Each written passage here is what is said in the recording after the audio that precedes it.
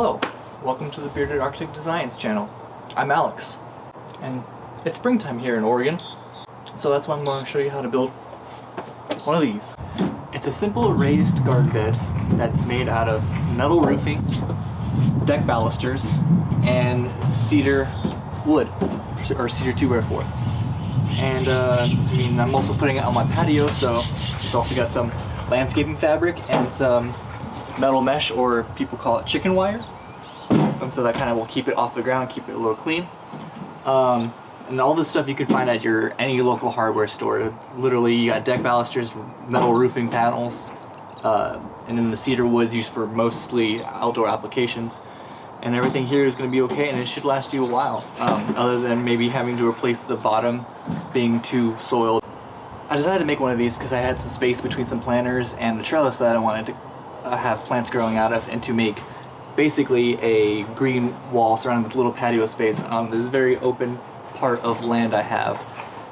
So I kind of want to create a little green oasis where you can sit out and have lunch. And so this will hopefully house some beans and some peas where they can climb a trellis fence that I've built, and hopefully that will provide the privacy that I can get. So let's roll up our sleeves and get to the shop. I'm wearing my plants not people sweater. Let's get to it. So before we get started building, you will need 18 deck balusters, and the length will vary dependent on size of your desired garden bed. So it could range from 42 to 48 inches in length. Second, you'll need one 2-foot by 12-foot metal roofing panel. This one's good and cut down to size already. But don't worry, I'll show you how to cut it and how I cut it. It's a super easy way, and it's the safest way I think possible. Metal mesh is optional, and so is the landscaping fabric, although I would recommend using landscaping fabric just to keep weeds down, even if it's sitting on the ground. You will also need some screwdrivers, some screw guns. I have 3 here, but just kind of showing you that it'll help speed up the process. I had some 2-inch, 1.25 inch, some sheet metal screws. Do your best possible to find exterior use screws, that way they last longer. Also make sure the screw is longer than 1 deck baluster thickness, but shorter than 2 of them put together. I'll show you that, the reason for that in a minute, as well as some tin snips to cut the metal. I also have 3 screw guns set up here, one with a drill bit to just kind of pre-drill all the holes that I need to have, one with the Star T20 bit, and one with a Phillips head bit for the metal screw, for the metal screws. So you could totally do this with just 1 screw gun and keep switching the bits, but I have 3 set up and it speeds along the process. Some other machines you might need are a miter saw or circular saw. I'm sure a lot of do-it-yourselfers have a miter saw here, like one I have. It's pretty small, and so it's not a robust machine. And optionally, a table saw if you want to rip any wood down. Best way to do that is with the table saw. They're kind of expensive, so don't expect everyone to have one. So it's a totally optional tool. So first, we will need to cut the balusters to length using the miter saw, or commonly known as the chop saw. Balusters can typically range from 40 inches to 48 inches, maybe bigger or smaller depending on where you're looking. So when you're trying to analyze for the optimal usage of your length, usually this means you want to start with cutting your larger pieces out, so the longer ends, and then working your way down. Sometimes it takes a little bit more thinking than that to figure out actually how much length you'll need and which cutting patterns are the best for the optimal usage of all the wood you got.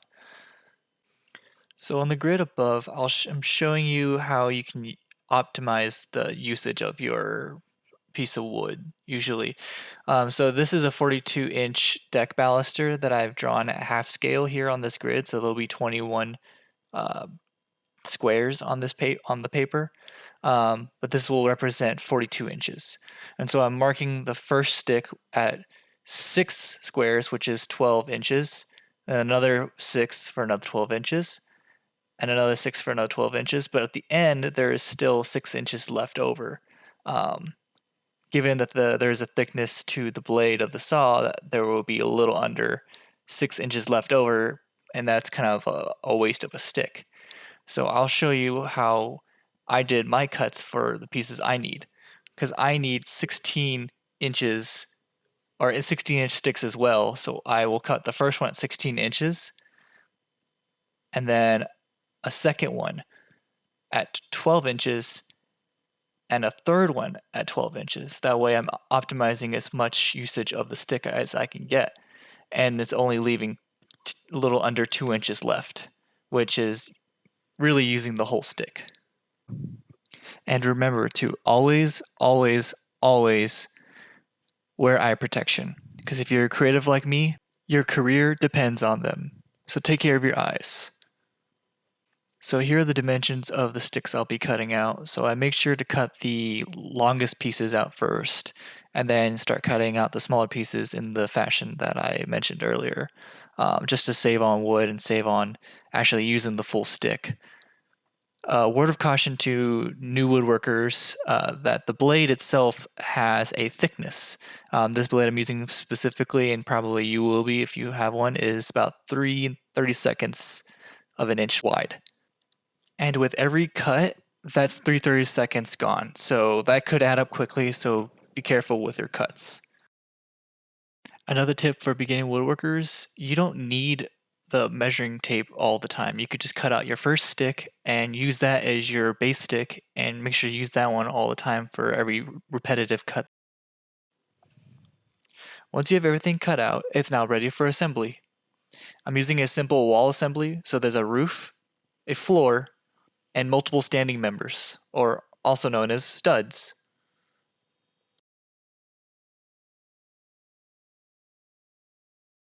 There are many ways to fasten these together that are much fancier than what I'm doing right now, but for me, a simple exterior screw and a butt joint will do. Again, do your best to find exterior screws and try to use screws shorter than 2 sticks together, but longer than 1 stick itself. A typical baluster is a 2x2, but actually is 1.5 inches by 1.5 inches. So 2 of these together would be 3 inches. So keep your screws shorter than 3 inches, but longer than 1.5 inches. So what I'm using is 2 inches, so that's perfect.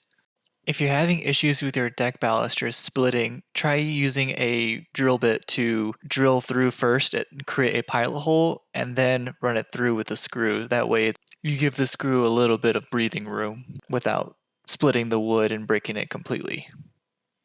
For the longer sides, I added a third stud. This will just help reinforce the walls when there's soil inside of the garden bed. Also, it also provides another surface for the metal to screw onto. Once you have all your walls assembled, it's time to cut your metal. So make sure to always wear gloves when handling sheet metal, because it's very sharp on the edges. You might not think it's going to be that sharp, but it really is. So I cut mine to length.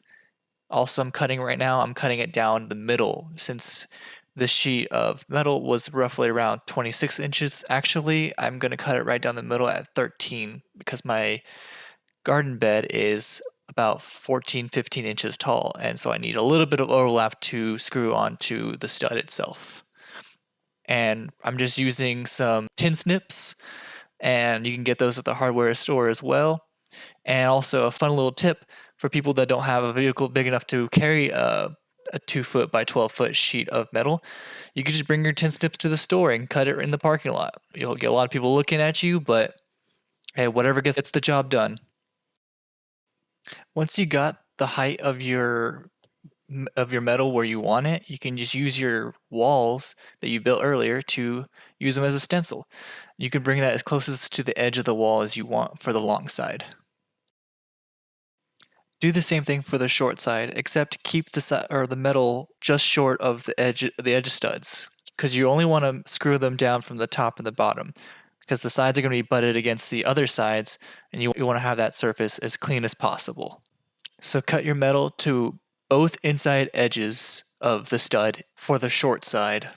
Next, inspect your walls and see which side you want to have to be on the outside.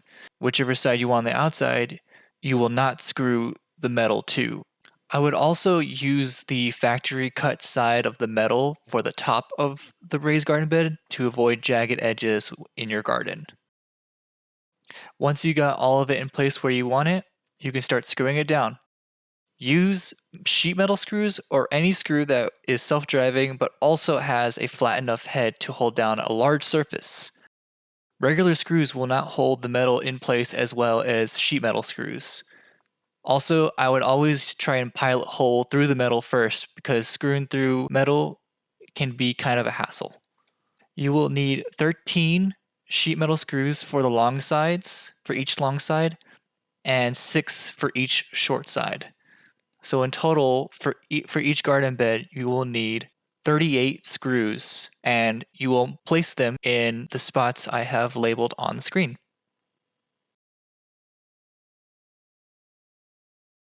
Using more screws won't hurt, but I would say minimum you would need what I have labeled here, just to hold in all the dirt. And for the short sides, keep those studs clear of any metal. With the same 2-inch exterior screws, use those to fasten the short sides to the long sides. 2 screws per connection is probably all that's required. Depending on how clean your connecting studs are, you may have to force the walls to cooperate a little bit when screwing them together. At this point of the build, if you wanted to put this garden bed on the ground, it's totally ready for just dirt and seed. But for me, since I'm putting it on my patio and my patio is made out of concrete, I want to keep the bottom as clean as possible and not have dirt spreading around everywhere. So right now I'm adding these little beams, which will be screwed in with the 2-inch screws and be the backers for the chicken wire or metal mesh that's going to go on top of them. Make sure that they fit pretty snug. I had to use a hammer to get it in place, and that way it also kind of makes the garden bed a little bit more square.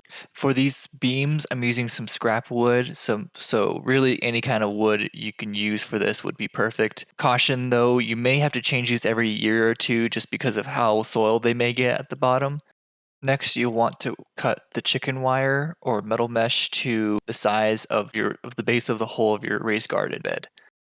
Typically, you want to use some kind of wood or something to weigh it down so it doesn't spring back on you when you're trying to cut it out. I got some scrap wood that I use to kind of unroll it, and you can just cut it with Tim snips, and it's super quick and it's a lot easier than cutting the metal roofing. Also, the smaller the holes in the grid of the mesh, the more dirt that's going to be retained in the bed. So the smaller the better when it comes to the grid size of the mesh. Also, make sure you're wearing eye protection. Once you got your metal mesh cut out, you can screw it in with slightly shorter screws. I had 1 1/4 inch screws just laying around in my shop, using slightly smaller screws because you're only screwing into one piece of baluster. Try and screw the metal mesh as best you can, as tight as you can onto the beams, but if you can't get it as tight as possible, it's not the end of the world. It's only going to hold dirt. After the metal mesh, add in some landscaping fabric, which should be pretty easy. You can just cut it with scissors, and to kind of hold it in place, you can use some scotch tape or any tape you're laying around just to kind of temporarily hold it in place. Once you start adding soil to it, it'll hold itself in place. Lastly, I am ripping down a piece of cedar 2x4 to add for the top lip, just to kind of give that little fancy edge. It just kind of gives that extra look of finish. And if you don't have a table saw, this is totally optional too. This is just for the extra step above average. Once I ripped down a full piece of cedar 2x4, I took the pieces to a miter saw and changed it to a 45-degree angle and measured that off end from one side of the inside of the box to the other. And doing that, it's kind of also like building picture frames, trying to get those angles just right. If it's not perfect, I mean, it's also not the end of the world. They're going to be outdoors, and the wood's going to flex and bend and do all kinds of crazy stuff. So no matter what, as long as you get it close, it'll be fine. To avoid having exposed screws on the top, I just applied the screws from the bottom and screwed them in, and they were able to grab the cedar wood on top. And doing that just kind of hides those screws and kind of makes this piece just look a little bit more finished, I think. And that's it. That's pretty much it. So it's a really quick build. I built this in, let's see, I started around 10 o'clock and it's almost 1. And I was filming as well, so I had to stop and start a lot. So it took me about 3 hours to build with filming, but it's a really quick build, and if you want to kind of have like a weekend project to do, it's super quick and super easy. But altogether, these two of these raised beds cost me about $100, maybe 120 if you're including screws. But screws in my shop are just plenty, and they're everywhere. But I still have, like, spending $100, I still have a good amount of metal mesh. I still have a good amount of landscaping fabric. I still have a whole bunch of screws from the one screws I bought. The other ones I had just on hand. So if you really want to save on the cost, though, if you're like my dad and you save up a bunch of metal and you save up a bunch of wood, you can just have scraps everywhere in the yard. You can just throw it together and make it something nice out of it, like this. You can use scrap metal, and you can use scrap wood. Just make sure that the wood is rot resistant, and make sure the metal isn't gonna rust. So make sure it's like a galvanized metal or some kind of metal that doesn't rust too much. Yeah, I hope you guys learned something new today. I hope it was informative. I hope it was fun. Yeah, I'm not sponsored by it, but DeWalt's a great brand to look for if you're looking for drills, and I highly recommend everyone have one just because it's such a versatile tool. Also, Wicked Clothes for their awesome sweaters designs. T-shirts design, all kind of designs. I really like their style, and I like what they do. And if you're watching this, I'll wear your stuff. If you want to sponsor me, just send me some stuff. I can wear it. Yeah, so also be sure to check out my website. I'll leave a link down below so you guys can check and see everything. I'll also leave a link to my Facebook page where you guys can reach out to me if you want to see me do anything specific or you need commissions. You can reach out to me through my website or my Facebook page, or Instagram, all of the social media, really. I'll leave a link for everything down below. Just here to remind you, also drink some water. It's good for you. And I'm Alex from Bearded Architect Designs, and I'll see you on the next build.